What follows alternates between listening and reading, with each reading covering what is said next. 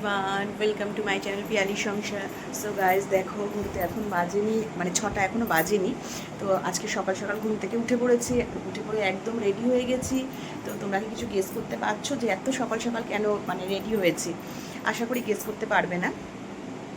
তো অ্যাকচুয়ালি এখন একটু যাব হচ্ছে দক্ষিণেশ্বরে মায়ের দর্শন করতে। তো মানে আজকে একটা স্পেশাল ডে আজকে আমাদের। হ্যাঁ, তো সেই জন্যই সকাল সকাল ঘুম থেকে উঠে ভাবলাম যে না, সবার আগে মায়ের, তারা মায়ের মানে মা কালীর দর্শন করে তবে দিনটা পুরো শুরু করবো আমরা। তো চলো সঙ্গে থাকো, দেখতে থাকো সারাদিন কি কি করছি, আর আজকে স্পেশাল ডেটা যে কি আছে সেটাও তোমাদের সাথে শেয়ার করব। তো চলো সঙ্গে থাকো, দেখতে থাকো। দেখো আমরা এসে গেছি দক্ষিণেশ্বরের মন্দিরে। ওই যে পেছনে মায়ের মন্দির।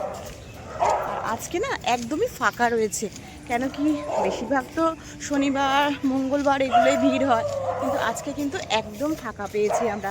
মানে আমি এর আগেও যখন একবার এসছিলাম তখন তো এই শুক্রবার পড়েনি, তো তখন খুব ভিড় ছিল, কিন্তু এখন পুরো ফাঁকা একেবারে, মানে মায়ের খুব ভালো করে দর্শনটা করতে পারবো।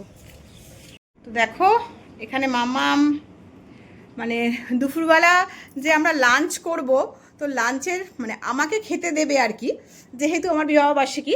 তো তার জন্যে দেখো ও কি আয়োজন করছে। ও তোমাদেরকে তো বলেই দিলাম যে বিবাহবার্ষিকী। তো চলো আর সারপ্রাইজ রাখলাম না, অ্যাকচুয়ালি সকালবেলা ওই জন্যই মন্দিরে গেছিলাম পুজোটা দিতে। তো এই জাস্ট রান্নাবাড়ি সব করে উঠলাম, করে উঠে এবার মামামের খুব ইচ্ছা যে আমায় খুব সুন্দর করে সাজিয়ে দেবে। আর হ্যাঁ, একটা একটু কষ্ট মামামের হচ্ছে যে ওর পাপা তো অফিসে গেছে। হ্যাঁ হ্যাঁ, ওটা ওর পাপাকে আবার রাত্রিবেলাতে দেবে, মানে যেহেতু মানে কত মাসে ছুটি নিতে পারেনি। তো ওই জন্য মামা বলে না, তুমি যখন মানে দুপুরবেলা যখন তোমাকে খেতে দেবো, তো আমি এরকম করে সুন্দর করে একটু সাজিয়ে দেবো। কত মাসে থাকলে একটু বেশি ভালো হতো হতো আর কি। এখন কি করা যাবে বলো, মানে চাকরির ব্যাপার তো না, এটা তো আর আমাদের হাতে নেই।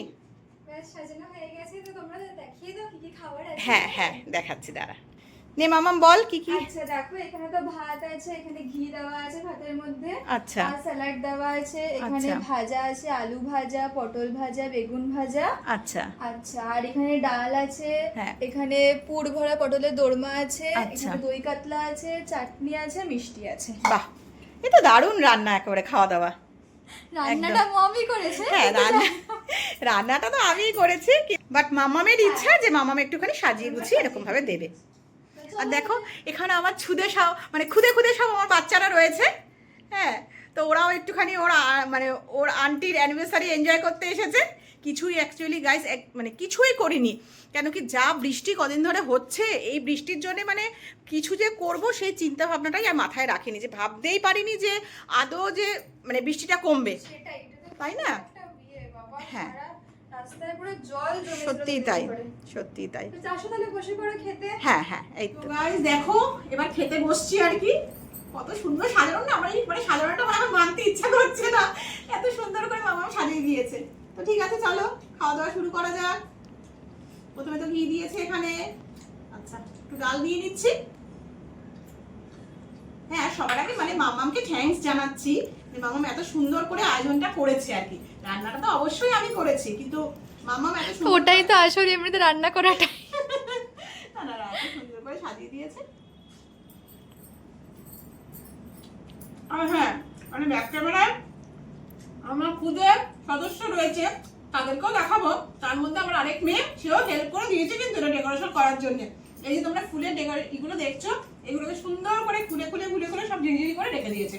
তো মানে আমি কি চাই ওদেরকে একটু দেখাও। হ্যাঁ হ্যাঁ, এক্ষুনি দেখাচ্ছি, তুমি খাও তাহলে, ওদেরকে ততক্ষণ দেখাই। খাওয়া দাওয়া করে নি। আর এই দেখো এদিকে এরাও খেতে বসে পড়েছে দুজন মিলে। আর ওইখানে এই যে ভাইয়া। হ্যাঁ, অনেকটাই লেট হয়ে গেল আজকে। হ্যাঁ হ্যাঁ হ্যাঁ, আমি কি করব, আমি একটুখানি ঘরের কাজকর্ম করছিলাম। হ্যাঁ।